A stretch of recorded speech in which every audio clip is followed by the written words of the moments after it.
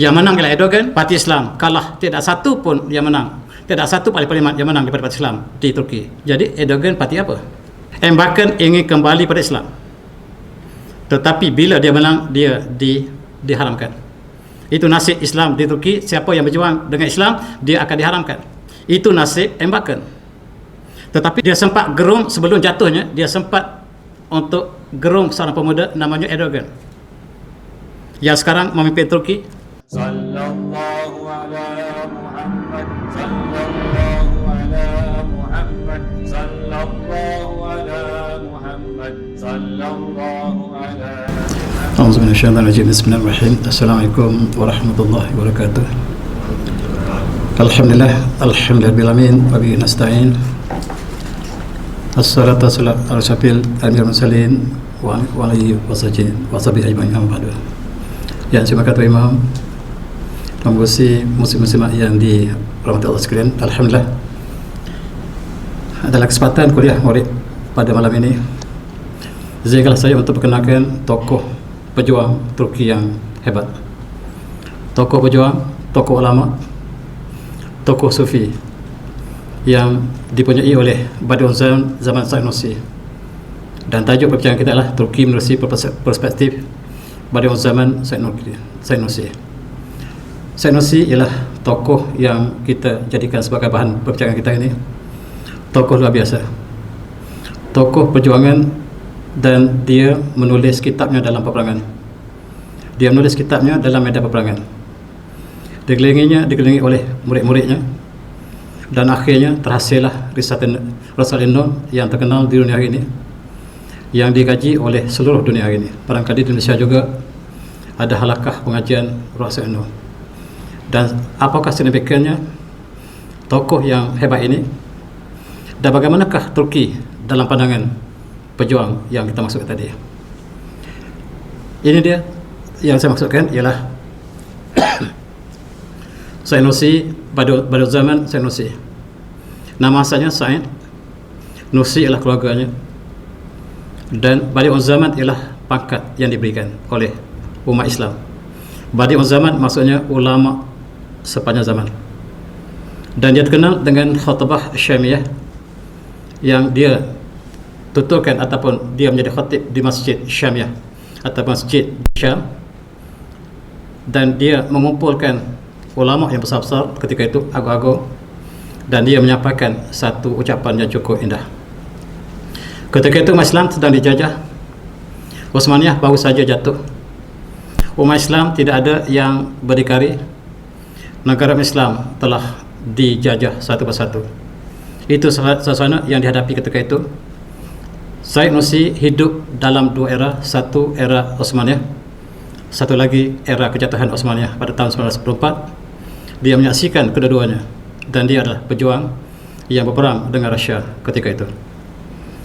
Dalam khutbah Syam ini, dia menyatakan ada 6 penyakit yang sedang dihadapi oleh umat Islam, dan dia tepat ketika itu dan sampai hari ini. Dalam bahasanya, saya izinkan saya untuk menyebut satu persatu secara ringkas. Pertama, penyakit yang menimpa umat Islam ialah hayatul ya'si, kecewaan dalam hidup. Sebab tidak ada masa depan ketika itu umat Islam dijajah, dan ketika itu mautus sadaqi, kepercayaan telah hilang sama sekali. Pemimpin dengan rakyat terpisah. Pemimpin mendesai rakyat, rakyat tidak mempercayai pemimpin. Dan yang ketiga ialah mahabbatul adawah, cinta dengan musuh, bekerjasama dengan musuh untuk menjatuhkan kawan sendiri. Penyakit yang sangat dahsyat ketika itu ialah mahabbah al-adawah, cintakan pemusuhan. Di kalangan umat Islam, kita bermusuh, tetapi kita mengambil musuh sebagai kawan. Dan yang keempat ialah al-jahlu birabitah nuriyah, dan ketika itu semangat jiwa kerohanian telah pudar, dan kesatuan ummah yang dipadukan dengan rabitah nuriyah, dengan kesamaan dan kemuliaan jiwa telah hilang sama sekali. Dan yang ketiga ialah wal sidat mutanawa as-sari, penjajah yang zalim. Rakyat ditindas, dan tidak ada ruang keadilan yang dapat dirasakan oleh rakyat. Dan yang keempat, yang keenam ialah aqasul himmah ala syasyiyah, iaitu perjuangan untuk diri masing-masing dan cita-cita untuk mendirikan sebuah negara Islam tersekat dengan cita-cita pribadi yang tidak dapat dilakukan. Dan itulah antara isi kandungan khutbah Syamiyah yang sangat terkenal. Pelajar-pelajar PhD, pelajar master melakukan kajian terhadap khutbah ini dan menambahkan apakah maksud yang sebenarnya dalam dirangkapkan dengan 6 masalah yang dihadapi oleh umat Islam ketika itu. Mari kita renung satu masa dulu. Osmaniyah adalah sebuah negara yang besar. Walaupun berpusat di Istanbul, asalnya berpusat di Bursa, kemudian berpindah ke kota lain, akhirnya Istanbul apabila Istanbul dibuka. Ketika itu kedudukan Osmaniyah sebagai penaung kepada seluruh dunia, daripada timur ke barat, daripada Afrika, hujung Afrika, Maroko sampailah ke Asia Tenggara. Itulah negara Osmaniyah. Dan kita adalah Osmaniyah. Simbol Osmaniyah ialah bulan bintang. Dan kita dalam negara kita tak pernah disebut kita Osmaniyah, sedangkan kita di bawah Osmaniyah. Berjayanya British untuk memisahkan kita dengan Osmaniyah begitu jauh, begitu bersempena, sehingga orang Melayu tidak tahu dia adalah Osmaniyah. Sultan Mansur Shah ialah gubernur, dilantik sebagai gubernur Osmaniyah di Melaka ketika tahun Qurun ke-14. Sultan Iskandar Muda dilantik sebagai gubernur Osmaniyah di Aceh. Dan yang ada pemerintah di alam Melayu ini bukan sultan mutlak tetapi bernaung di bawah Osmaniyah.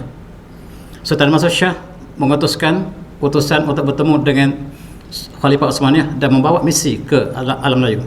Tetapi sejarah kita tidak dinyatakan kecuali dalam hikayat Hang Tuah yang mengatakan Hang Tuah berlayar ke Istanbul untuk bertemu dengan Khalifah dan meminta restu padanya, dan dibawa balik dengan meriam yang banyak daripada Istanbul. Inilah ketika zaman keagungan Osmaniyah. Tetapi menjelang Qurun yang ke-20, negara yang besar ini telah jatuh. Sebelum kejatuhan, 100 tahun sebelum kejatuhannya, daripada sebesar ini telah menjadi sebesar ini. Walau macam mana pun masih melipati 3 benua.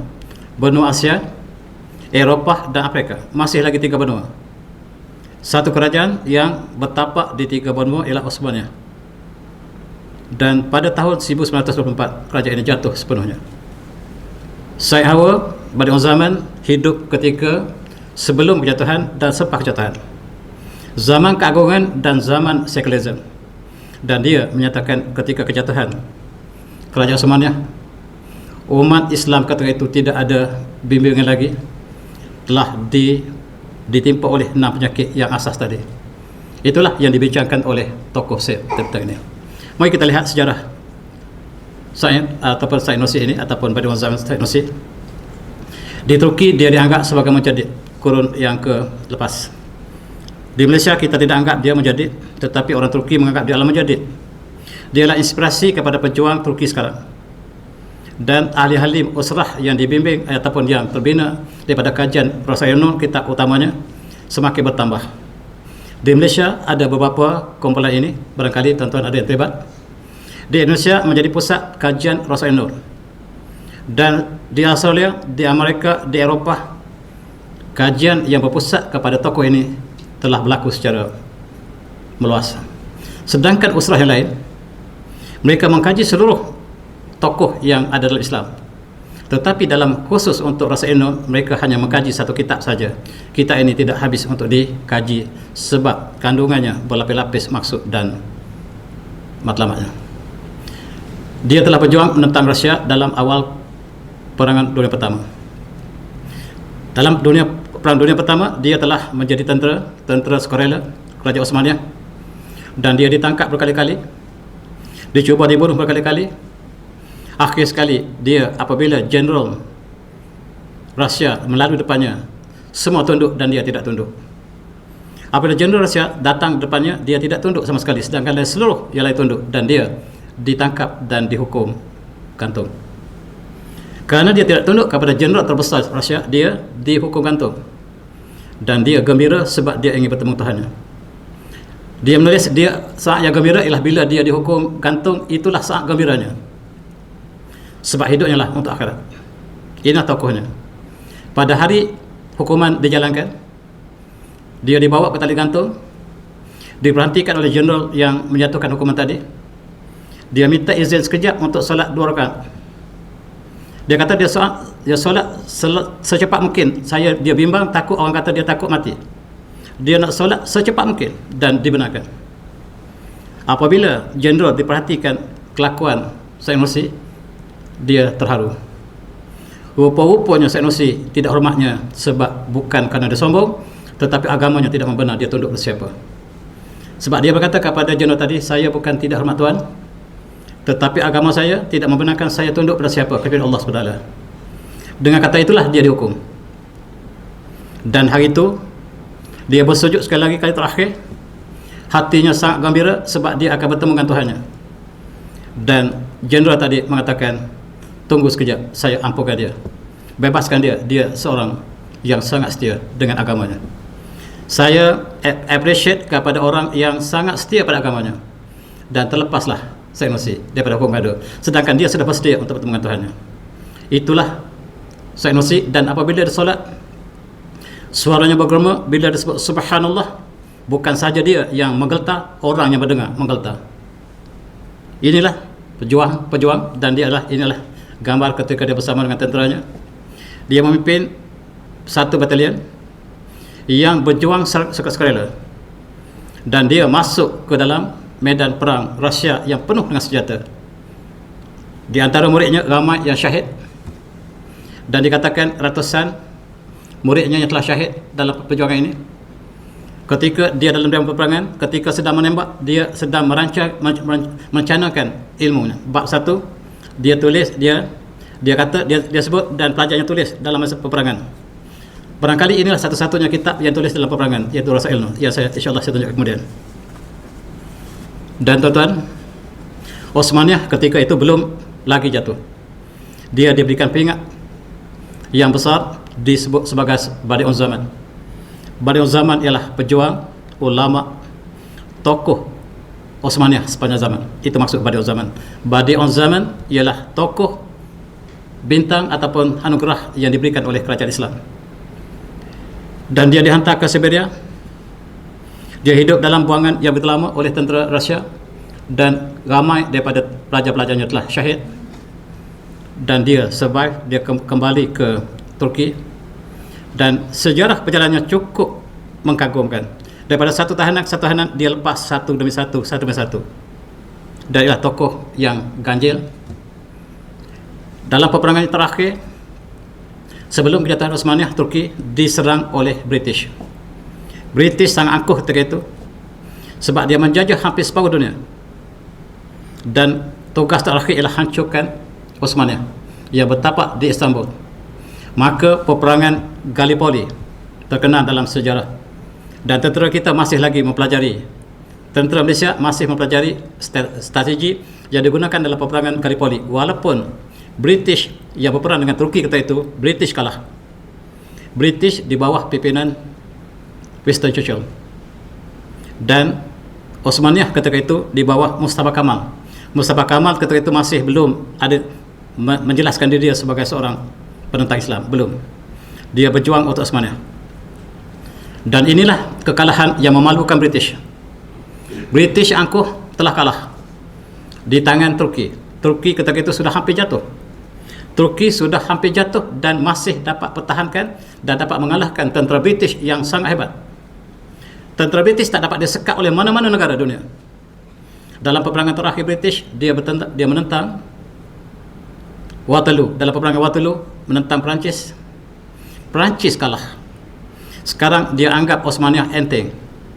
Peperangan telah berlaku, dan kematian yang dihadapi oleh tentera British sebanyak 300,000 tentera telah berkorban.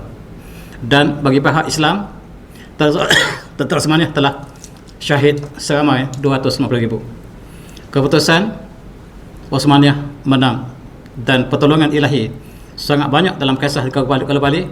Dan tentera Malaysia, saya dipahamkan, menjadikan strategi peperangan British inilah sebagai strategi peperangan Malaysia, sebab kita sangat terikat dengan cara British. Oleh sebab itu Gallipoli sangat dipahami oleh setiap pegawai tinggi kita. Inilah gambar-gambar peperangan dan Syed Hawa menyaksikan peristiwa tersebut. Dalam Perang Dunia Pertama, seluruh dunia sedang merancang untuk menghancurkan Osmania. Dan ketika itu termasuklah British, Rusia, Perancis, Amerika, seluruhnya bergabung untuk menentang Osmania sebelah kanan yang benderanya bola bintang itu Osmania. Tiba-tiba Jerman bersama Osmania. Ini yang tidak dapat dipikirkan oleh negara Eropah, sebab seluruh negara bukan Islam bergabung untuk hancurkan Islam. Tetapi kata Jerman, kami akan bela Islam. Kata Jerman, kami akan bela Islam. Satu-satunya negara dalam Perang Dunia Pertama yang bersama Islam ialah Jerman. Itu sebab tuan-tuan sangat benci Jerman, sebab baca British, sejarah British. Dalam filem-filem kita digambarkan Jerman sangat bodoh dan British sangat hebat dalam peperangan itu yang dipertontonkan dalam combat dan sebagainya. Tetapi itulah gambaran mereka ingin menghancurkan Islam. Dan dalam Perang Dunia Pertama, Islam, Osmania dan Jerman dua-dua jatuh. Dua-dua jadi orang kalah. Inilah sejarah yang cukup pahit. Sebaik saja kita kalah dalam Perang Dunia Pertama, itu maksudnya kita jatuh. Sebab itulah negara Islam terakhir.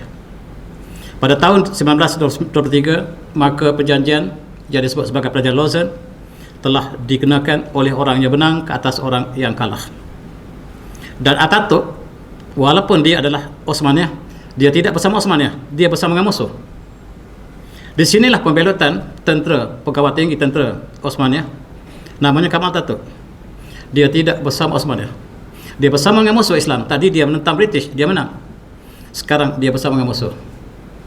Negara Osmania yang besar, tuan-tuan, ini dia negara yang kita adik. Sekurang-kurang ini telah dikecilkan sekecil-kecilnya sehingga yang kita ada Turki sekarang. Itulah Osmania telah hilang, tinggal Turki yang kecil hari ini. Kita tengok di sini sebelum kejatuhannya, Greece ialah negara Turki, Greece ialah Osmania. Kita lihat Azerbaijan adalah Osmania. Kita lihat juga Balkan adalah negara Osmania. Makkah, Madinah negara Osmania. Mesir, Afrika negara Osmania. Tetapi bila kita kalah, seluruh tanah ini diserahkan kepada tentera Hazar yang dipimpin oleh British, Perancis dan seluruh yang hijau ini selain pada Turki telah dijajah oleh tentera Hazar. Mereka bagikan tanah kepada tentera Hazar sama ada Perancis, Itali ataupun Rusia ataupun Amerika ataupun negara yang bersepakat dalam Perang Dunia Pertama. Cukup malang, akhirnya tinggallah negara Turki yang kecil hari ini, ialah hasil belotan daripada dalam sendiri. Maka pada tahun 1923 penjajah ini berkuasa selama 1 tahun, dan tahun ini tahun yang telah tamat perjanjian Lausanne. Dan sekiranya Turki ingin mengambil kembali tanahnya, apakah boleh? By right dia boleh mengambil kembali tanahnya, tetapi pasti dia tidak akan diberi oleh Mahkamah Antarabangsa. Mahkamah Antarabangsa di Geneva tidak akan membenarkan. Bahkan tanah Palestin pun diserahkan pada Israel. Jangan harap untuk Turki untuk mengambil kembali tanah sebelum perjanjian Lausanne. Dan Turki sekarang sedang membangun untuk mengambil kembali sebahagian daripada tanahnya di wilayah Greece, dan peperangan sedang terbuka. Mari kita lihat apakah yang berlaku kepada tokoh hebat ini. Satu lagi kumpulan detik-detik kejatuhan Osmania ialah apa satu kumpulan pemuda yang mereka sebut Young Turks. Turki muda yang bangkit untuk menjatuhkan kerajaan sendiri. Ada banyak persatuan di Malaysia yang menjadikan Young Turks sebagai inspirasinya untuk membina persatuan belia di Malaysia. Walaupun dia Islamik, tetapi inspirasinya lah untuk menjatuhkan Osmania. Dan tuan-tuan cari apakah persatuan yang menjadikan Young Turks sebagai inspirasinya. Pemuda-pemuda dinamik mengatakan bahawa dia ingin mengubah reformasi daripada zaman Osmania kepada zaman moden, dan rupa-rupanya mereka terperangkap dengan permainan musuh mereka sendiri. Dalam konteks ini, Kemal Atatürk telah muncul sebagai pemimpin yang bakal menjadi pemimpin tertinggi kerajaan Turki moden. Dan dia mengatakan, saya tiada agama. Siapa kata saya Islam? I have no religion, and at times I wish all religions at the bottom are the same. Saya harap semua agama dihapuskan di dunia. Dan itulah yang dilakukan oleh Atatürk, menghancurkan sendi-sendi agama di Turki. Bermula dengan pemerintahannya pada tahun 1924, terbentuklah Turki Republik Muda, Republik Turki moden, walaupun hanya sebahagian kecil daripada Osmaniyah yang besar. Dan sekarang kalau kita pergi ke Turki inilah Turki yang diberikan oleh orang menang kepada orang kalah. Dalam konteks ini, apa yang berlaku seterusnya?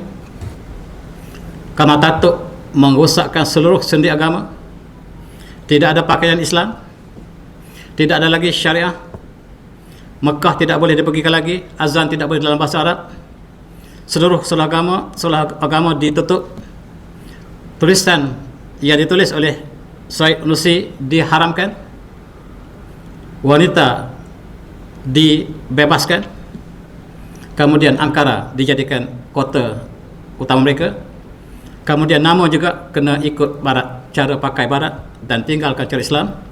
Kalau dulu nama orang Turki Muhammad bin Abdullah, Abdurrahim bin Abdurrahman, tetapi sekarang tidak boleh lagi.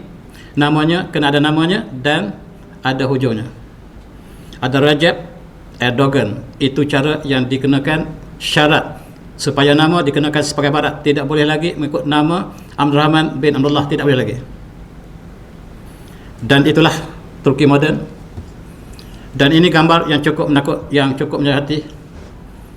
Yang diketahui menghafal Al-Quran dibunuh. 5 orang ini digantung sebab menghafal Al-Quran. Itu saja salah. Menghafal Al-Quran menjadi kesalahan. 4 individu yang hafiz ini dimula-mula sekali dibunuh, digantung. Itu nasib Turki moden yang menukarkan Islam kepada sekularisme sebagai pegangan mereka. Di manakah letaknya Said Nursi?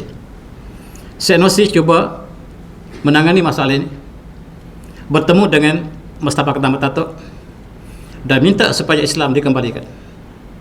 Dan terjadilah satu dialog apabila Said Nursi masuk ke dalam parlimen, dan Said Nursi minta supaya pegawai-pegawai, menteri-menteri bersolat. Kata Mustafa Atatürk, Pasha, jangan kamu sebut solat dalam parlimen sebab solat tak ada relevan dengan parlimen. Kata Said Nursi, apakah tuan tidak tahu bahawa yang paling penting dalam Islam ialah solat? Orang yang tidak solat tidak boleh dipegang segala perbuatannya, janjinya dan sebagainya. Dan Mustafa Kemal Atatürk menghalau Said Nursi dan mengharamkan seluruh tulisannya. Murid-muridnya dihalau, dibunuh, dan terpaksalah Said Nursi dalam pelarian. Bagaimanakah risalah Rasail Nur boleh survive sekarang?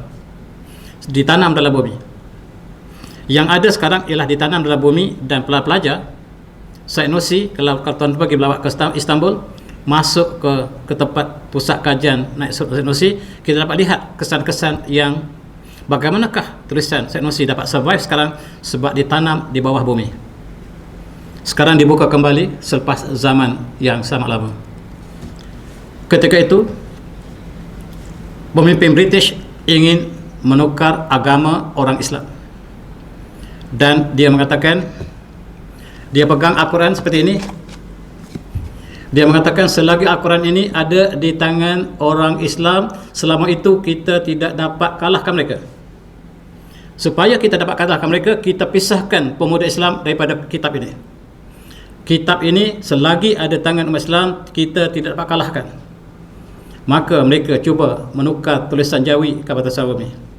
Tulisan Arab ke bahasa Romi ialah dasar apa yang dilakukan oleh William Gladstone, wakil British di Mesir, yang sangat benci pada Islam. Yang begitu juga dengan Winston Churchill, yang sangat benci pada Islam. Orang Islam ialah anjing gila, kata Winston Churchill, yang disanjung oleh pemimpin kita satu masa dulu. Umat Islam ialah anjing gila, kata Winston Churchill, dan kawannya adalah Gladstone yang lebih awal, mengatakan umat Islam harus dihapuskan, dan kita tidak boleh menghapuskan mereka dengan senjata. Kita hapuskan mereka, kita pisahkan mereka dengan Al-Quran. Dan di sinilah letaknya peranan yang dimainkan oleh Said Nursi. Dia mengatakan bahawa dia sangat terkejut dengan kata-kata pemimpin British ini, dan dia berusaha untuk mendirikan sebuah sekolah sains Islam, sekolah Az-Zahrah, yang disebutnya ialah untuk mengembalikan pemuda-pemuda kepada Islam. Dan untuk mengembalikan kepada Islam cukup sukar sebab zaman sekolah telah bermula. Di sekolah diperkenalkan teori Darwin. Teori Darwin maksudkan bahawa manusia tidak diciptakan Allah, tetapi hanya evolusi daripada zaman yang sel yang ringkas kepada sel yang utama, termasuk manusia. Oleh sebab itu Tuhan tidak ada. Dan inilah yang dibawa oleh ketika itu. Kalau kita baca tentang Rasail ialah risalah ataupun kitab-kitab yang siri yang banyak seperti sebelah kanan ini, gambar ini.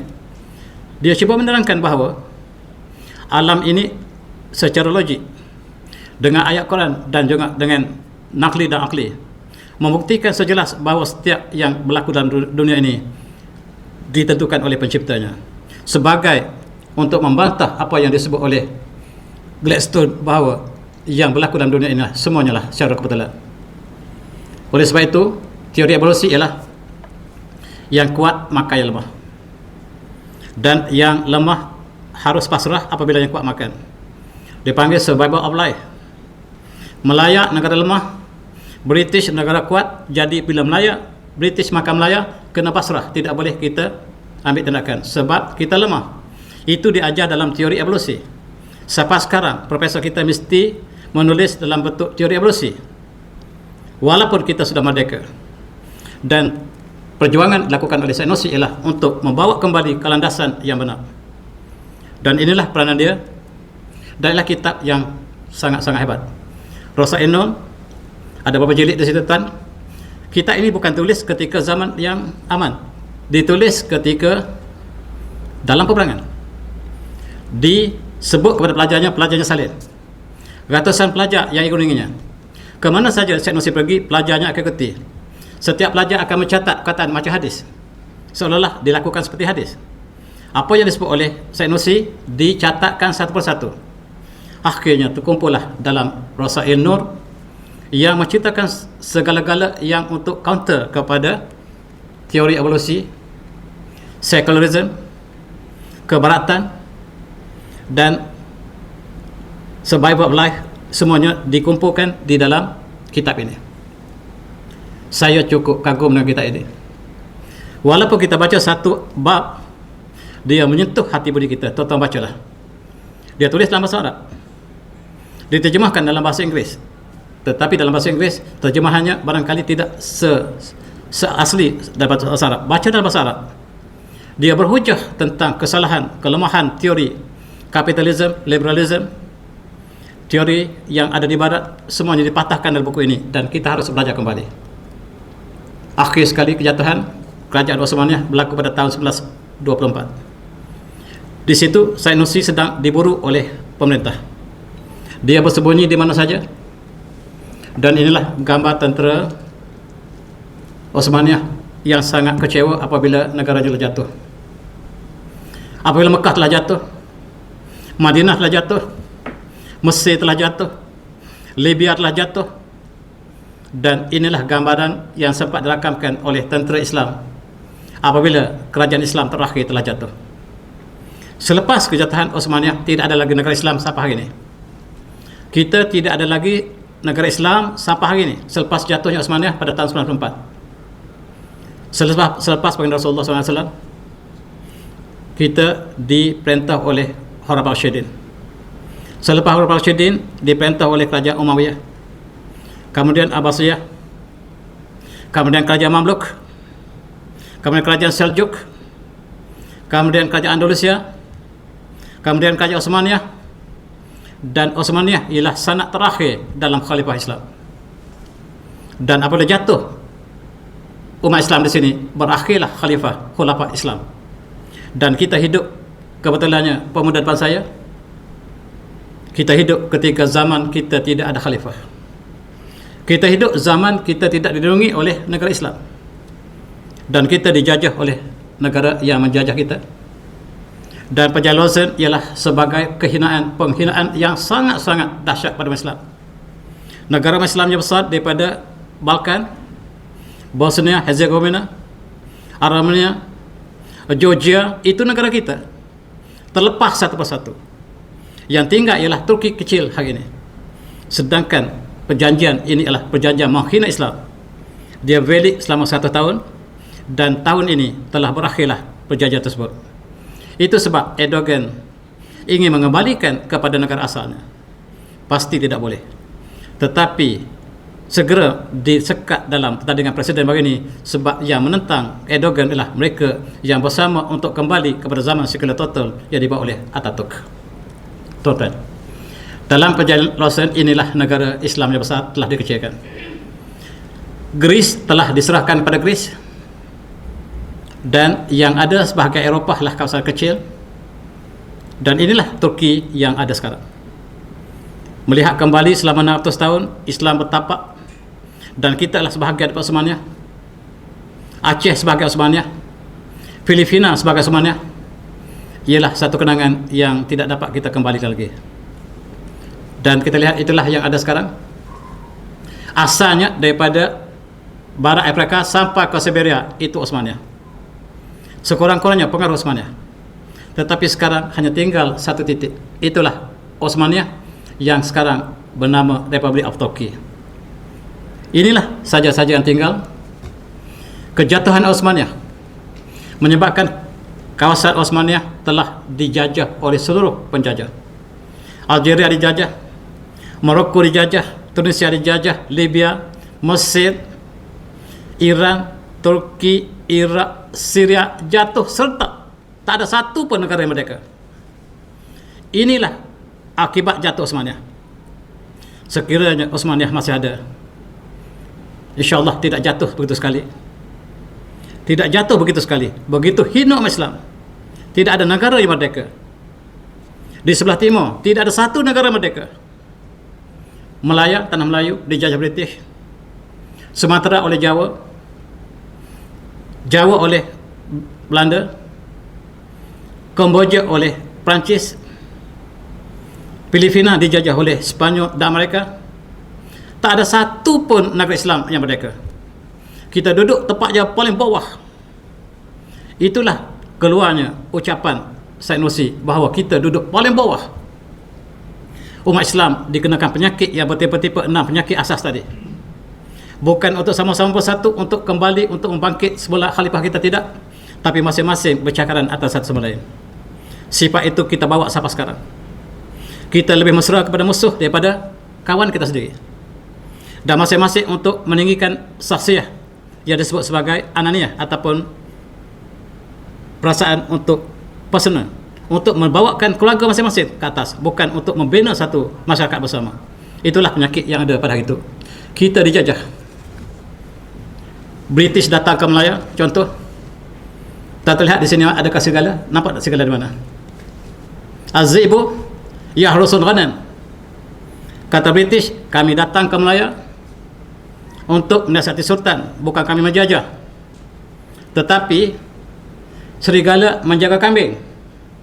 Sejarah Malaysia ditulis seperti ini, masih serigala datang dengan baiknya untuk menjaga kambing. Itu sejarah Malaysia sampai sekarang. Dan satu kisah, seekor serigala datang dalam satu kawasan kambing hitam dan kambing putih. Serigala makan kambing putih, dan kambing hitam mengatakan nasib baik kami tak makan, sebab serigala hanya makan kambing putih. Kemudian serigala makan kambing hitam. Kata kambing putih, adil, tadi makan kami dan kambing hitam pun dimakan juga. Jawa dijajah oleh Belanda, tanah Melayu dijajah oleh British, Kamboja dijajah oleh Perancis. Adil. Itulah sejarah kita tulis dalam bentuk adil. Penjajah datang untuk bawa kebaikan pada kita. Our task is to civilize the world, kata British bila datang ke sini. Tetapi gambar ini menggambarkan hakikat sebenarnya. Selepas kerajaan kita jatuh, dia masuk celah-celah kambing untuk menjaga kambing, dan serigala ini memang makananlah kambing, dan kita berikan dia tugas untuk menjaga kambing. Kami datang untuk menasihati Sultan di Perak. Kami datang untuk nasihati Sultan, bukan kami menjajah Perak. Penulis sejarah Perak mengatakan kami tak pernah dijajah. British datang untuk menasihati kami. Sampai sekarang, tunjukkan gambar ini kepada mereka. Akibat kita telah jatuh kerajaan Islam, maka kita telah jatuh. Akibatnya Palestin ditikam. Palestin ditikam. Bumi Palestin dibom setiap masa dan ketika daripada kita jatuh pada tahun 1916.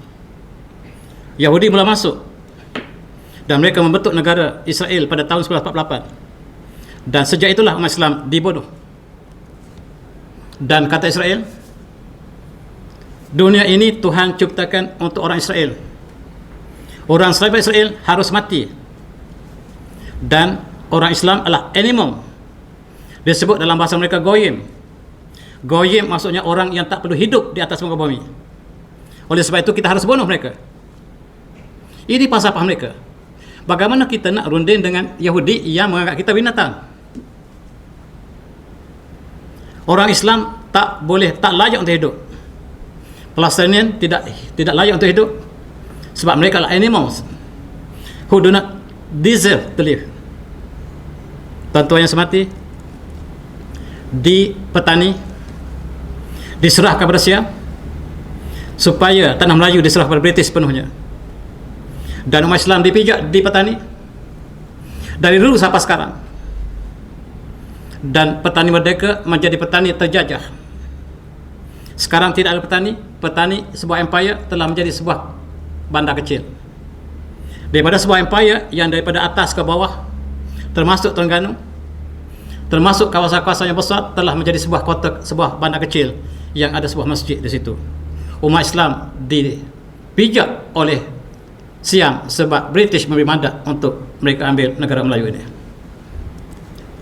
Negara kita Pulau Maharaj.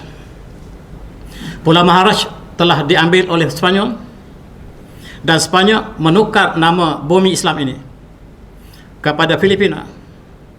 Maka sejarah Maharaj telah hilang, dan ada orang Melayu tidak tahu nama asal Filipina ialah Maharaja. Disitulah pusat Islam, disitulah tempat kota Manila yang sekarang telah menjadi Manila. Apabila mereka telah membunuh seluruh umat Islam di Manila, mereka membentuk sebuah negara Kristian, dan mereka telah membunuh seluruh umat Islam di Manila, dan Manila ialah sebuah kota martab. Umat Islam berjuang sebagaimana yang Said Nursi mengatakan bahawa pengkhianatan penduduk tempatan, raja tempatan bersama dengan Spanyol untuk menjajah negara mereka sendiri. Di Jawa, di Pulau Jawa kita lihat keraton. Tuan-tuan tahu keraton? Keraton ialah pemerintah silam Jawa. Mereka bersama dengan Belanda menjajah bangsa mereka sendiri. Keraton hidup dengan mewah dan mereka menjadikan orang Jawa seperti hamba abdi.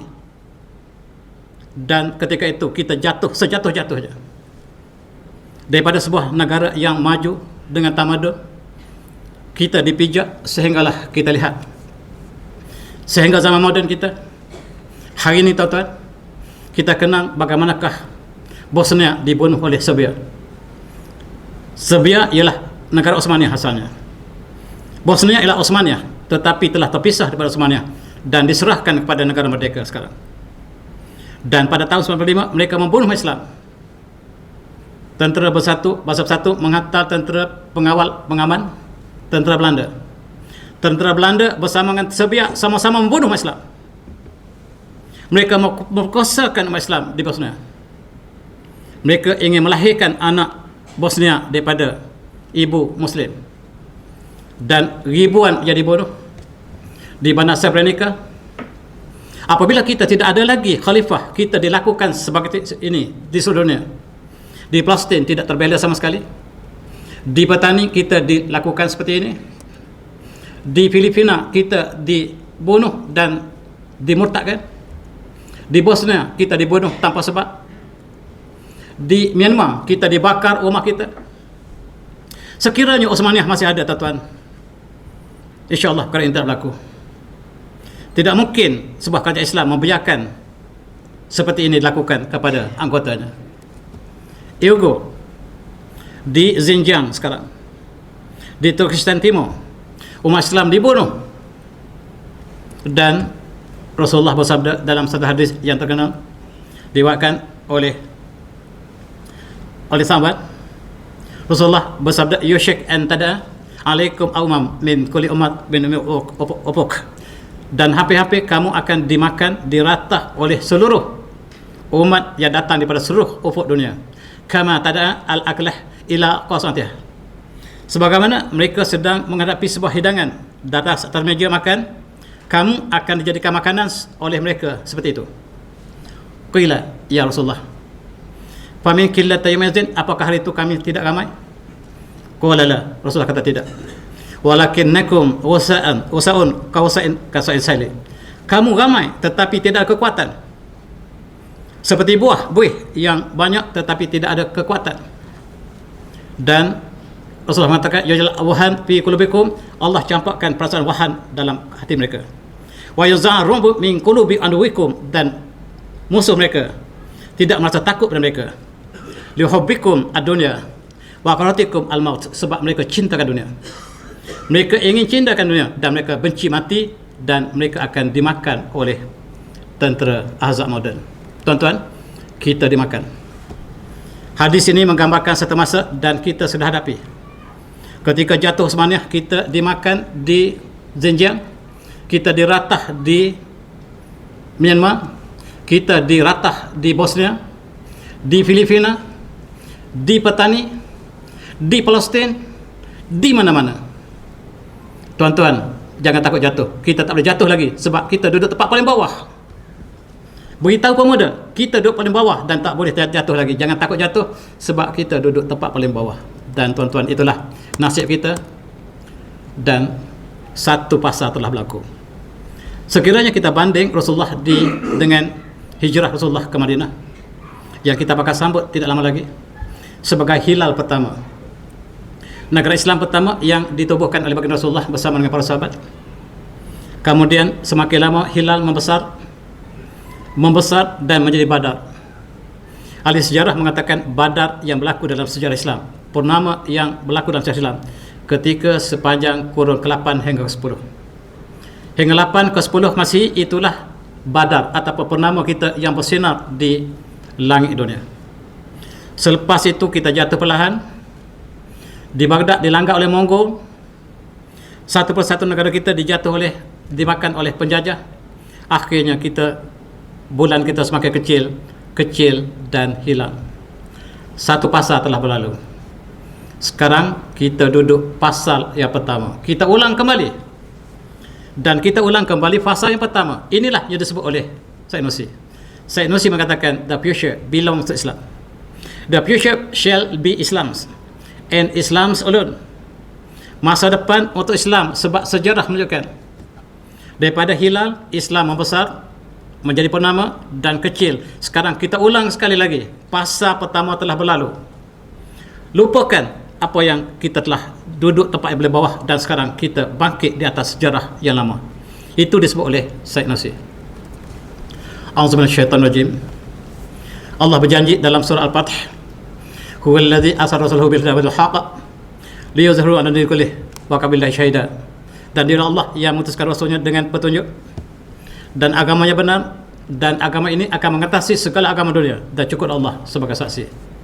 Allah berjanji bahawa Islam akan mengatasi seluruh agama dunia. Dan fajar telah bermula. Hilal telah muncul kembali. InsyaAllah minggu depan kita akan menyambut hilal baru. Tahun baru hijrah bermula, dan hilal pun bermula, dan daripada hilal inilah kita akan membentuk sejarah Islam yang baru. Adik-adik ingat, kita sedang di awal perjalanan kita yang baru. Dan di Turki, ketika Syed Nursi masih hidup, walaupun mereka diperintah oleh negara sekular, presiden sekular, Perdana Menteri sekular, tiba-tiba ada seorang presiden mereka yang bernama Adnan Menderes pada tahun 1991. Dia naik kapal terbang, tiba-tiba kapal terbang itu rosak enjinnya dan menjunam jatuh ke bawah. Sebelum terlepas ke bumi, dia angkat tangannya buat pertama kali, ya Allah, selamat aku. Sekiranya aku selamat hari ini, kata presiden sekila ini, aku akan tukar Turki menjadi Islam. Aku akan tukar sekila menjadi Islam kembali sebagaimana Osmaniyah lepas. Dia bernazar, tiba-tiba dia sedar kapal terbang mendarat, tak jadi mati. Dia tunaikan, saya ingin kembalikan Islam Osmaniyah dulu ke dalam pemerintahan dia presiden. Dan itu kesalahan. Dia didapati salah disebab dia ingin menukar sekular per Islam. Dia dihukum gantung. Ingat, setiap presiden Turki tidak boleh melaksanakan Islam. Sekiranya melaksanakan Islam, Menderes telah menjadi contoh. Menderes dihukum gantung. Ini gambar gantung. Turki tidak boleh melaksanakan Islam sebab dalam perlembagaan mereka agama Turki adalah sekular. Di Malaysia sekurang-kurang agama resmi Malaysia adalah Islam, sekurang-kurangnya. Pancasila Islam juga. Tetapi Turki lebih malang. Agama resmi mereka ialah sekular. Itu sebab masjid mengazankan azan, tetapi di sebelahnya minum arak. Pelacurnya di tepi Masjid Ahmad. Pelacur terkenal di Istanbul, tuan-tuan. Sebab mereka adalah negara sekular dan mereka laku segala-galanya. Boleh laku segala-galanya, tidak salah dalam segi undang-undang Turki. Dan presiden yang ingin mengembalikan Islam telah dibunuh. Ada seorang presiden baru, Erbakan namanya, yang memimpin parti Refah untuk kembali pada Islam, dan dia menang dan dia diharamkan. Parti Islam yang menang diharamkan. Sekarang anaknya cuba membawa kembali parti Refah. Refah diharamkan. Dihidup kembali zaman Erdogan. Dia menjadi parti sekutu Erdogan, namanya Refah baru. Dan parti Islam Turki bukan parti Erdogan, bukan parti Refah baru, tetapi parti Saadat. Parti Saadat adalah parti mewakili Islam. Tetapi sebagaimana di mana-mana saja, mereka tidak disokong oleh orang Islam sendiri. Yang menang ialah Erdogan. Parti Islam kalah, tidak satu pun yang menang. Tidak satu parlimen yang menang daripada parti Islam di Turki. Jadi Erdogan parti apa? Tuan-tuan, Erdogan ialah anak yang dididik oleh Erbakan. Erbakan ingin kembali pada Islam, tetapi bila dia menang, dia diharamkan. Itu nasib Islam di Turki. Siapa yang berjuang dengan Islam, dia akan diharamkan. Kalau tak diharamkan, itu bukan Islam. Yang Islam mesti haram. Itu nasib Erbakan. Tetapi dia sempat untuk gerung seorang pemuda namanya Erdogan. Dia sempat gerung sebelum jatuhnya, dia sempat untuk gerung seorang pemuda namanya Erdogan, yang sekarang memimpin Turki. Dan kata Sanusi, walaupun kita duduk zaman penjajahan, Islam di bawah tempat yang lembah, Islam akan menang. Sebab Allah telah janji. Dia sangat yakin dengan janji Allah, walaupun ketika dia bercakap Islam tempat yang paling bawah. Sebab dia mengatakan manusia akan berkembang, teknologi akan berkembang, dan seluruh agama lain akan kalah. Sebab agama yang menjadi memelihara ataupun meraihkan minda manusia, sebab dalam Islam ada akli dan ada nakli. Hanya Islam yang menjadikan akli selain pada nakli sebagai satu sumber gadingan dalam agama kita. Teknologi akan berlaku dan Islam akan menang. Bila teknologi bermula, Islam akan menang, kata Nursi. Nursi mengatakan, tunggu teknologi bermula, Islam akan menang. Sebab agama Islam agama fitrah. Agama lain bukan fitrah. Dan Islam akan menang. Bila teknologi bermula, Islam akan menang. Itu adalah yang diberikan firasat kepada Nursi. Sekarang kita lihat alam semesta yang terbentang. Mereka mengkaji Al-Quran. Sekarang berapa ramaikah orang Eropah yang mengkaji Al-Quran, mengkaji alam semesta dalam ilmu kosmologi.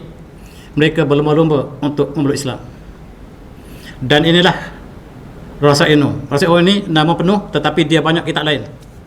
berbagai kitab dan pelajarilah tuan-tuan satu daripada kitab ini. Dan oleh sebab itu kita lihat di Turki ada sebuah pusat pengajian Rosa Eno. Pemuda-pemuda mereka sedang mengkaji dan Erdogan ialah murid Rosa Eno. Antara murid yang dikeluarkan oleh sekolah Rosa Eno ialah Erdogan. Menukar zaman sekular kepada pemimpin yang berjiwa Islam. Ini ialah di antara jasa Rosa Eno. Saya melawat Turki beberapa kali. Pada tahun 2010 saya diberikan seorang pelajar PhD untuk bawa saya ke kawasan di Turki untuk sejarah. Dia beritahu saya adalah pelajar Rosa Eno. Saya baru saja solat ketika usia saya 30 tahun. Ketika usia saya 30 tahun baru saya solat. Baru saya baca terjemahan Al-Quran sebab saya tidak boleh baca Arab. Saya dilatih dalam sekular dan sekarang saya masuk Rosa Eno halakah yang dipimpin oleh Erdogan ketika itu. Dan saya solat lepas saya menjadi ahli kepada halakah Rosa Eno. Sekarang ketika Erdogan, Rosa Eno telah dibenarkan untuk dibaca. Inilah tesis yang ditulis oleh pelajar sedunia. Bila saya sampai ke sini, pengarahnya memberitahu saya sekiranya ada pelajar Malaysia yang ingin melakukan kajian peringkat tinggi tentang Rosa Eno yang banyak ini tuan-tuan, dan beritahu saya kami akan sponsor dia untuk kaji, dan inilah sebahagian daripada tesis peringkat tinggi yang dilakukan oleh pelajar seluruh dunia yang sekarang dikumpulkan di Turki. Tuan-tuan yang ada minat untuk mengkaji tentang tafsir, sebenarnya ini kitab tafsir. Kitab tafsir yang ditafsirkan dalam peperangan, tafsir dalam medan peperangan, dan dia menjadikan sumber untuk kita baca sebab tulisannya hidup, tulisannya ditulis dalam perjuangan. Dan ini muridnya.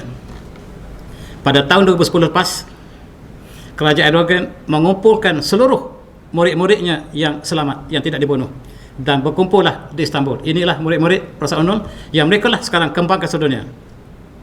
Mereka datang ke Malaysia.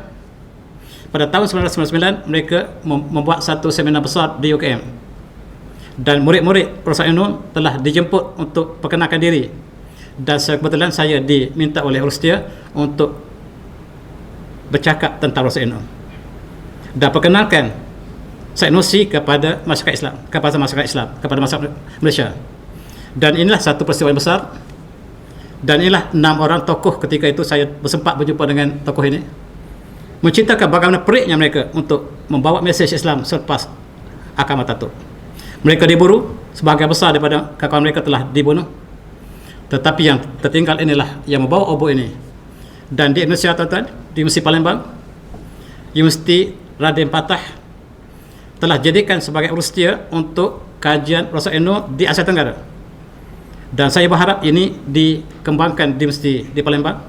Pelajar Malaysia yang ingin mengkaji tentang Rosa Eno ini, dan Palembang menjadi pusat di Asia Tenggara. Sekarang kita lihat Erdogan dibayangi oleh Ataturk.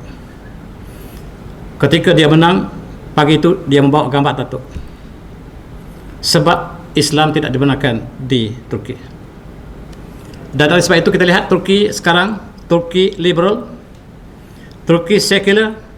Di tepi Masjid Sultan Ahmad kita lihat mereka sedang berpesta Arab. Ini Turki. Pelacuran berlaku di mana-mana saja. Tuan-tuan yang pernah pergi ke Istanbul, pelacuran Istanbul lebih dahsyat daripada Barat, tetapi dibenarkan oleh perlembagaan sebab sekular, maksudnya boleh lakukan apa saja. Boleh lakukan Islam, silakan. Ketika Ataturk tidak boleh, ketika Erdogan boleh. Dan untuk melakukan keburukan, silakan. Dan inilah wajah Turki yang harus diambil peluang oleh mereka yang ingin jadikan Islam sebagai satu daripada perjuangan, sebab Turki adalah negara yang bebas, dan mereka mengadakan seperti ini setiap malam. Mereka ada pesta seperti ini, tidak ubah seperti Barat. Dan tuan-tuan, ini ialah muda-mudi Turki, tetapi mereka masih menyokong Erdogan. Sebelum pilihan raya presiden baru ini, walaupun mereka daripada golongan yang tidak senonoh, tetapi mereka menyokong Presiden Erdogan. Mereka ada sebab, dan dalam pertandingan presiden ini Erdogan hampir kalah, tetapi menang akhirnya. Dan inilah satu daripada pilihan raya yang paling sengit di Turki setakat ini. Dan apakah menyebabkan lawannya diberikan sokongan oleh negara Eropah? Amerika, NATO, Eropah bersama dengan lawan Erdogan, iaitu Kiliç Erdogan, yang menjadi lawan kepada Erdogan, mendapat sokongan daripada seluruh dunia. Pertandingan antara Erdogan dengan lawannya bukan individu, tetapi lawan dunia barat dengan dunia timur. Itulah yang dapat digambarkan. Sebab pertamanya, Erdogan berjaya membentuk airport terbesar dunia. Tuan-tuan pergi Istanbul, panjang tempat kita berjalan untuk sampai ke terminal kita, dan dia masih tidak disahkan oleh dunia sebagai airport terbesar dunia. Tetapi Turki mengisahkan dialah airport terbesar dunia, menakutkan Eropah, sebab Istanbul menjadi hub penerbangan Eropah, menggantikan Belanda. Ini menyebabkan ekonomi Turki ditekan begitu sekali hari ini, disebabkan apa yang berlaku. Mereka ingin menjatuhkan tokoh ini. Turkish Airways menjadi airway terbaik di Eropah. Bukan UK, bukan British, bukan Belanda, bukan Perancis, tetapi yang terbaik Eropah ialah Turkish Airways. Tuan-tuan, sekarang Turki telah masuk era logistik peperangan. Mereka mulakan dengan drone. Drone ini sangat powerful sebab drone ini telah digunakan dalam peperangan di Azerbaijan menentang Armenia. Armenia jatuh, kalah dengan cepat disebabkan oleh drone ini, dan Malaysia membeli drone ini. Pegawai tinggi tentera memberitahu saya, besok saya, kita juga beli drone ini. Bila saya sebut tentang drone ini menjadi aset logistik peperangan Turki yang sangat hebat, Malaysia juga beli, besok pada saya.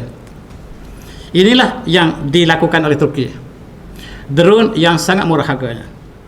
Kalau F-35 sangat mahal, tetapi drone yang dapat melakukan kerja sebahagian kerja F-35 dapat dilakukan oleh drone yang kecil ini, yang tidak ada orang, dan dia dapat melakukan dengan tepat. Yang ketiga, Erdogan telah menukarkan Museum Hagia Sophia menjadi masjid, menimbulkan kemarahan seluruh Eropah, menimbulkan kemarahan daripada Amerika, menimbulkan kemarahan daripada NATO, dan Erdogan harus dihapuskan. Lebih-lebih lagi, Erdogan mengatakan, selepas ini kami akan membebaskan Masjid Al-Aqsa. Dan Israel ini lebih dahsyat daripada Hitler, sebab Hitler melakukan dalam masa yang tertentu, tetapi Israel terus melakukan keburukan, mengatasi kejahatan Hitler dalam Perang Dunia yang kedua. Dan Erdogan juga mengatakan, kami akan bebaskan Masjid Al-Aqsa. Dan China telah memberikan jaminan bahawa Masjid Al-Aqsa akan dibebaskan. Putin juga memberikan jaminan bahawa Jerusalem Timur akan diserahkan pada Palestin. Dan inilah yang menyebabkan Barat sangat-sangat bimbang dengan kewujudan Erdogan, walaupun kita boleh persoalkan apa yang berlaku di sana. Masjid Al-Aqsa bakal dibebaskan oleh Erdogan. Ini menyebabkan dunia akan marah. Dan pada tahun ini, tahun yang sangat kritikal, sebab perjanjian Lausanne telah tamat. Dan apakah Erdogan bakal mengambil kembali sekurang-kurangnya pulau yang diserahkan pada Greece, yang duduk di tepi pantai Turki, diserahkan pada Greece untuk menghina Islam. Sekarang perjanjian telah tamat. Mula-mula sekali, pulau-pulau ini akan diserahkan kembali kepada Turki, dan Erdogan harus dihapuskan supaya pulau ini yang menjadi penempatan tentera NATO di situ, yang sudah berada di pantai Turki, dan Turki minta supaya pulau ini diserah padanya. Itu yang sangat menakutkan Eropah. Tuan-tuan lihat, Greece ini ialah Osmania satu masa dulu, diberikan kepada Greece sekarang. Bahkan pulau Turki, tuan-tuan ingat, pulau Turki diserah pada Greece untuk menambahkan derita Turki. Dan sampai sekarang pulau-pulau ini diletakkan tentera-tentera Eropah dan menjadi ancaman yang besar bagi Turki, dan Turki harus dibebaskan. Oleh sebab itu, Eropah melihat Turki adalah ancaman mereka. Turki dan Greece diambang peperangan. bukan antara Turki dengan Greece, tetapi Islam dengan Eropah seluruhnya. Dan mereka mengatakan Erdogan ingin kembalikan Turki kepada zaman keagungan Osmaniyah. Dan sentiasa mereka mengatakan Erdogan ingin kembalikan Turki kepada Osmaniyah. Mereka lukis gambar Erdogan seperti khalifah yang lalu. Sama ada benar atau tidak, itulah yang mereka gambarkan. Jangan biar Turki dibawa kembali menjadi zaman Osmaniyah, sebab Osmaniyah kawasan pentadbirannya daripada utara ke selatan, selatan ke timur, dan itulah yang dibimbang oleh dunia. Dan mereka capkan Erdogan sebagai khalifah dengan pakaian yang sama seperti khalifah yang lalu. Tuan-tuan, ini ialah negara kita yang terakhir. Negara kita yang terakhir inilah yang telah diambil oleh tentera Azad, dipimpin oleh British. Yang tinggal adalah Turki yang kecil.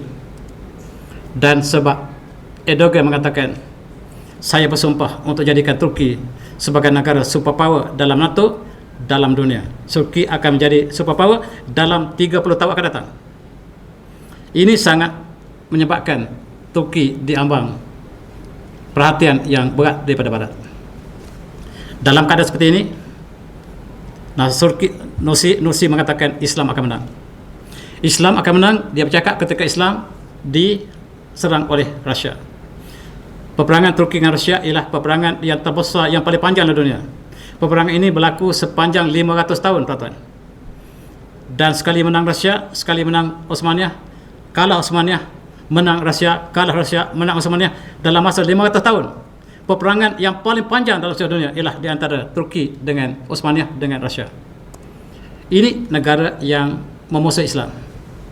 Kita sangka Turki menjadi negara Islam lebih awal, rupa-rupanya negara yang benci yang ditentang oleh Nursi, iaitu Rusia, yang menjadi Islam lebih awal.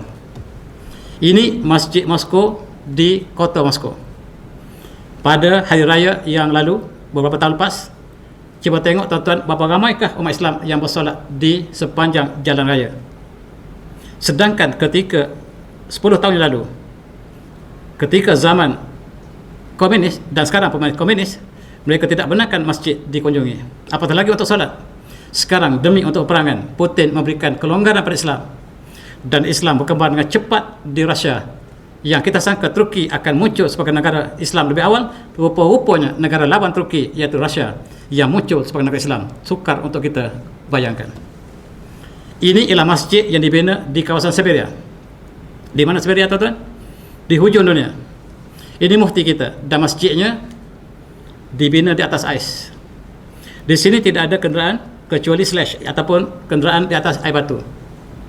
Dan ini mufti kita memeranjatkan dunia apabila dia mengatakan Muslimu Rusia, Muslimu Ruzi yushakilun 40% min sukan qariban. Penduduk Islam di Rusia akan mencapai 40% akan dalam masa yang sangat dekat. Tuan-tuan, 40%. Penduduk Rusia berapa ramai, tuan-tuan? 250,000. Hampir separuh penduduk Islam. Dan Islam yang paling besar di atas muka bumi ialah Rusia, tuan-tuan ini. Dan Amerika dengan NATO menyerang Rusia ialah untuk menghancurkan Islam melalui Ukraine. Sebab Islam telah muncul dengan kuat, dan tuan-tuan boleh lihat sendiri.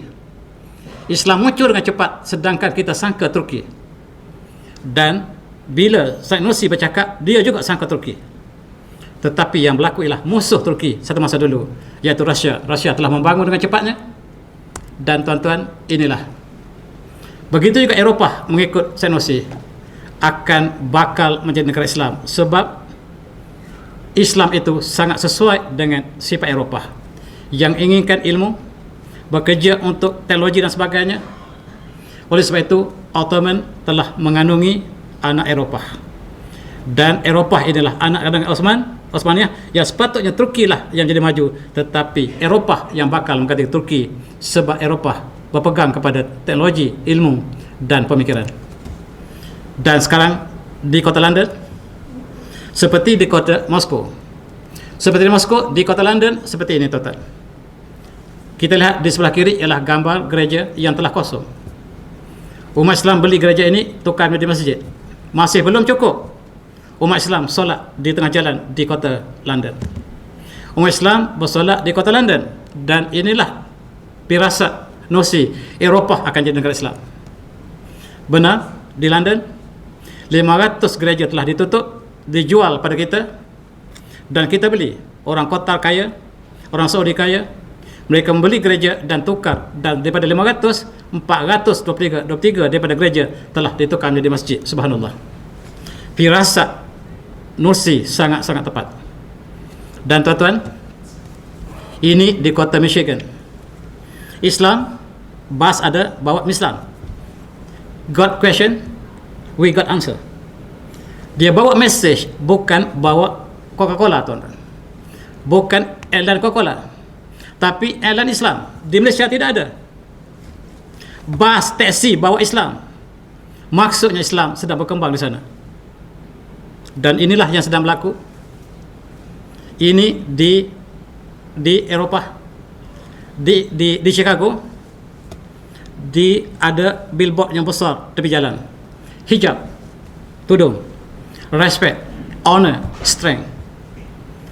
Dan tuan-tuan, kalau ada billboard seperti ini menggambarkan Islam di Chicago, sedangkan di Malaysia tidak ada, sepanjang Johor Bahru sampai ke Al-Star tidak ada satu pun billboard Islam. Kalau ada pun kempen untuk masuk sekolah tapis, itu pun ada. Maksudnya Islam sedang berkembang di sana. Dan di timur, umat Islam walhamdulillah telah merasakan Islam sebagai beban. Mereka murtad beramai-ramai. Seorang tuan guru daripada Indonesia mengatakan, setiap tahun 1 juta umat Islam murtad sebab mereka merasakan Islam tidak indah lagi.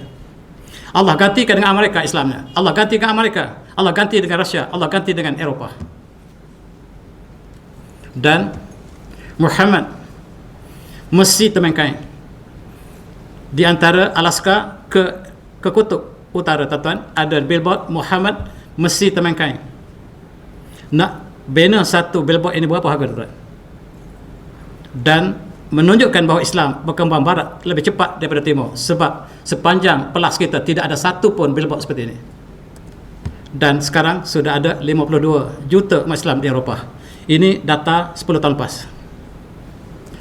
Dan 2040 dijangka Eropah menjadi negara Islam. 20 tahun akan datang. Jangkaan mereka, Islam akan dominan di Eropah. Orang Indonesia murtad ramai-ramai, Allah gantikan di Eropah. Dan Korea juga Allah gantikan dengan Islam yang cepat berkembang. Begitu juga Jepun. Ini gambar di Jepun. Dan tuan-tuan, ini seorang Yahudi bernama Mark Stein. Barangkali tuan-tuan ada baca bukunya America Alone. Dia mengatakan the future belong to Islam. Kristian akan ganap dan Barat akan jatuh. The End of America, satu buku lain. America Alone menggambarkan Amerika akan jatuh sebab dia mencetak wang tanpa ada cakaran emas di belakangnya. US dollar akan jatuh, dan sekarang BRICS mengambil alih daripada US dollar. US dollar akan bankrupt, dan itulah ramalan daripada pakar Yahudi ini. Dan dia mengatakan seperti berikut: the future belongs to Islam. The Muslim world has youth, numbers, and global ambition. The West is growing old and enfeebled, and lacks of will to rebuff those who will supplant it. Is the end of the world as we have known it. Dia menjangkakan Eropah akan jatuh, Islam akan menggantikan. Bukan orang Islam yang mengatakan, tetapi Syekh Hawa mengatakan demikian. Tetapi pakar Yahudi ini, Mark Stein, yang menulis America Alone, juga mempunyai pandangan yang sama. Dan sekarang Vatican membuat kajian. Di Eropah dikatakan umat Islam dunia sekarang mempunyai 66 bilion manusia di atas muka bumi. Mereka mengatakan jumlah penduduk Kristian ialah 2.0 bilion. Umat Islam 1.6 bilion. Itu statistik asli.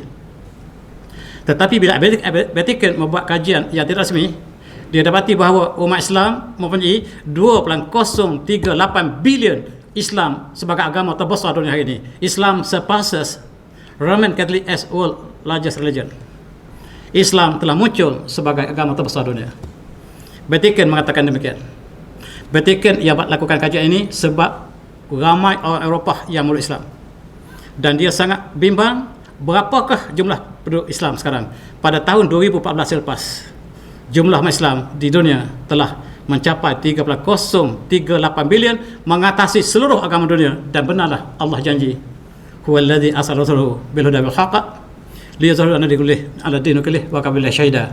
Dan tuan-tuan, mereka ingin memadamkan cahaya Allah dengan mulut mereka, yuridu natallabi afahim wallahu mutimmu nurihi walau karihal kafirun, tetapi Allah akan menyempurnakan cahayanya, akan menyinar seluruh dunia walaupun dibenci oleh orang kafir. Dan itulah barangkali kesimpulan daripada apa yang saya bicara ini. Mungkin panjang, saya minta maaf banyak-banyak kalau saya tersilap di mana-mana, dan saya sudahi dengan wabillahi taufiq. Assalamualaikum warahmatullahi wabarakatuh. Tasbih.